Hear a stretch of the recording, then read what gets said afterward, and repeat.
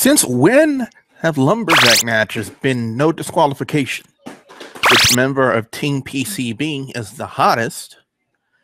And are you ready for the Cosmic Wasteland? Well, guys and gals, we're going to talk more about that on this week's Smackdown review, powered by Google Hangouts. Are you ready for your hot tag, YouTube? Because it is now time to work. Oh, hey folks, this is Hacksaw Jim Duggan, and you're watching WGS-TV. Tough guy.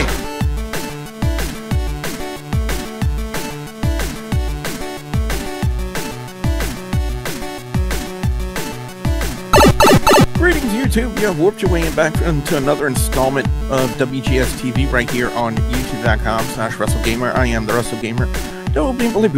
Today is Friday, September 11th, 2015. I want to quickly address a comment made on the NXT review very quickly before we go into the review. Some Ecstasy69 kind of put a comment, you know, when I was addressing the issue that I have with Jimmy Uso being a bad commentator. He said Jimmy Uso was there to provide the wrestler's perspective. Now, if Jimmy Uso was there to provide the wrestler's perspective, he really didn't do a very good job of it. Because when you're there to provide your input, your insight into whatever the match is going on there, and you have to be more insightful than 2 words. And I'm not speaking as a fan. I'm speaking of as a guy who's done it for 7 years here in Louisiana. Whenever I find someone who's just completely lackluster in the color commentary department, it makes it that more difficult on the play-by-play guy, because then you have to take on the responsibility of not only verbally calling the match, but also trying to put over the match with the storyline as well. The color commentary guy is supposed to be there to help support the play-by-play guy through insightful commentary, and also help tell the storyline. And whenever you have a guy who's just completely lackluster in that department, which i.e. Jimmy Uso falls into that department, then that's where I take issues. The host of Hardcore Wrestling Radio, Rick Hen, also takes exception to it by saying that he told me last night on Facebook that he thought Jimmy Uso was a much better commentator than a Booker T. I disagree with that. I disagree with that. Booker T, I've always said Booker T was not that good of a commentator. You know, we all thought that he would be a good commentator, but he wasn't. But if you compare him to Jimmy Uso, Booker T has, I want to say, more experience doing commentary than he does. And Booker T knows, you know, even though he's not very good, he knows how to provide insightful commentary. You know, he knows how to chime in. And half the time Jimmy Uso was on there, he never said anything. And, you know, if you're there to provide insightful commentary, provide it.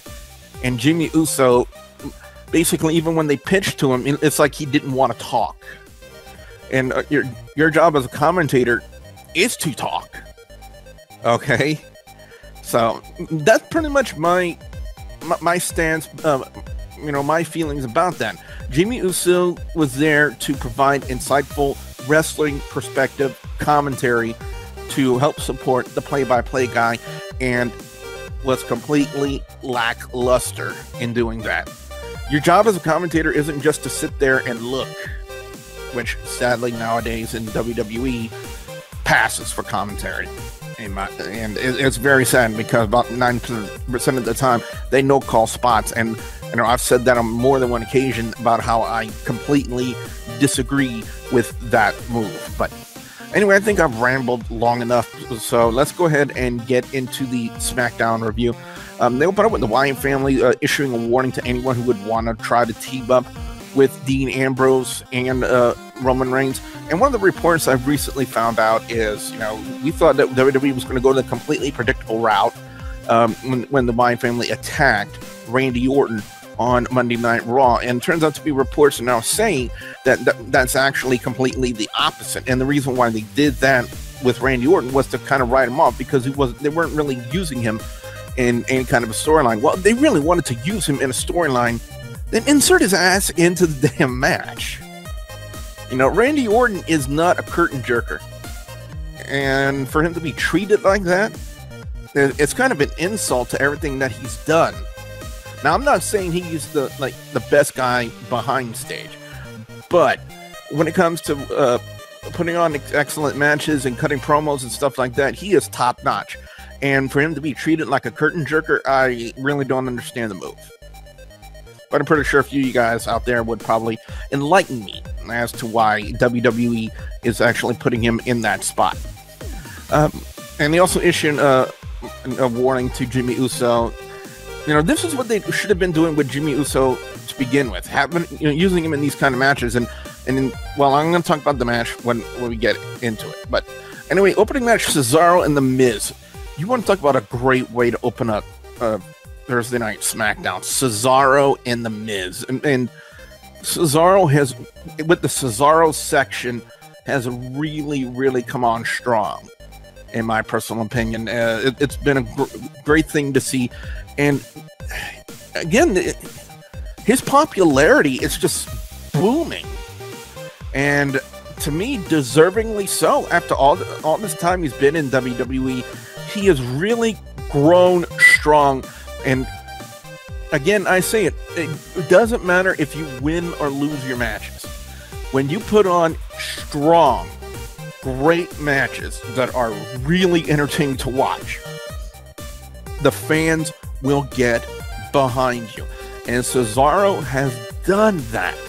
He has put together amazing matches, high star quality matches that are entertaining to watch. And that is why the fans nowadays are rallying behind Cesaro, because we know that he is a top-notch star putting on spectacular matches.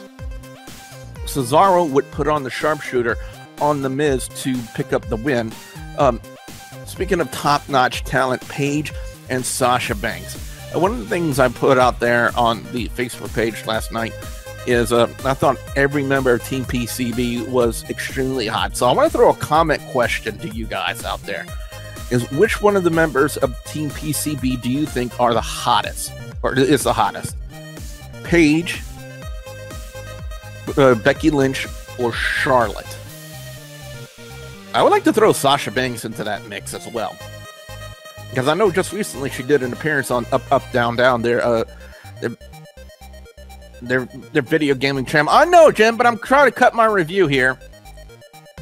But what I found a little weird is the matchup in itself kind of spilled to the outside, and I'm not understanding. I don't understand, where the finish actually happened, because before the run-ins with Team PCB and Team Bad happened, they had an additional referee out there that was trying to break up the fight, and then the run-ins happened, and then they rang the bell and whatnot. So I really don't understand what happened right there to constitute the finish of the match. I think maybe they had a little bit of a miscue, as it were.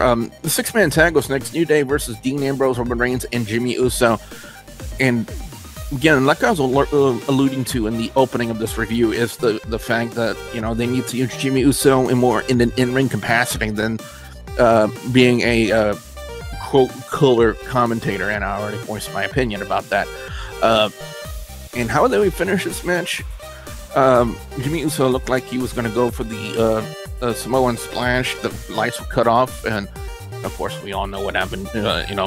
Jimmy Uso didn't magically appear on stage. He ran to the stage, and Braun Strowman had him in that chokehold of his when the lights came up. And then when Roman Reigns and Dean Ambrose attempted to go save him, the lights would go down Undertaker style, and they would come back up Undertaker style, and the Wyatt family would be gone, and Jimmy Uso would be laid unconscious on the stage.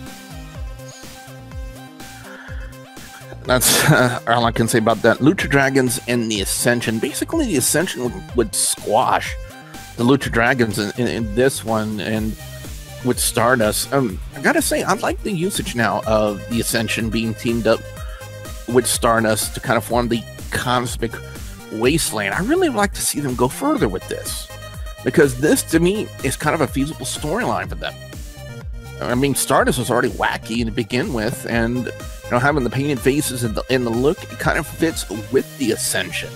So maybe WWE has maybe struck gold right here with Stardust and the Ascension.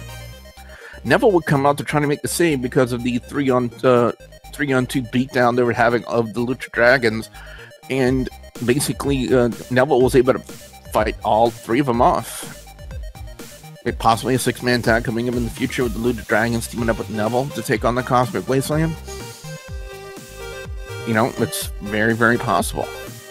The Lumberjack match would happen next, Ryback and Seth Rollins. One thing confuses me is since when have Lumberjack matches been no disqualification? Because every time I've seen a Lumberjack match, whenever the Lumberjacks would interfere, it would be an instant disqualification.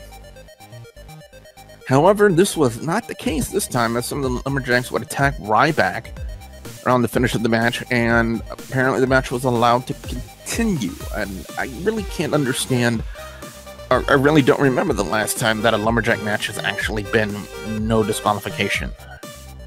Ryback would attempt to put the shell shock on Seth Rollins, but Kevin Owens would interfere, allowing Rollins to put on the pedigree on Ryback to pick up the win, thus essentially really furthering the feud, the angle between Kevin Owens and Ryback, which we'll probably see happen at Night of Champions for the Intercontinental Championship. Don't be surprised to see that happen, guys. Anyway, overall score on SmackDown this week.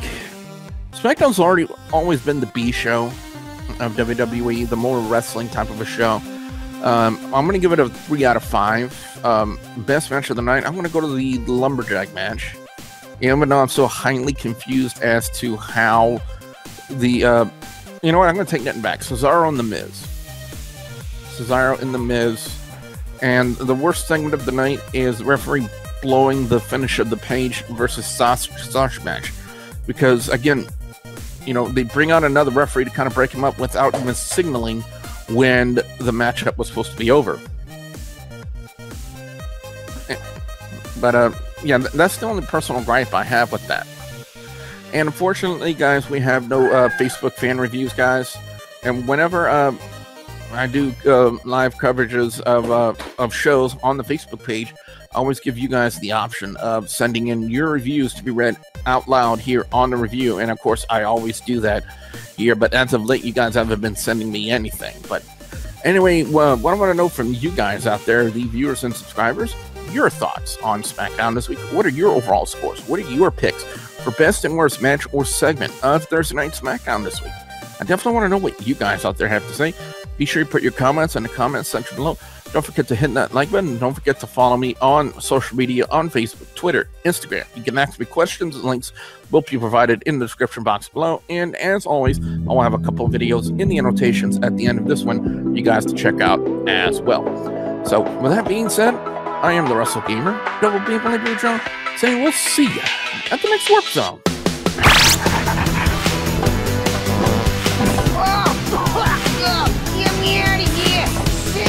Scarecrow farted. As the Empress leaves, Kira looks at her loss with herself.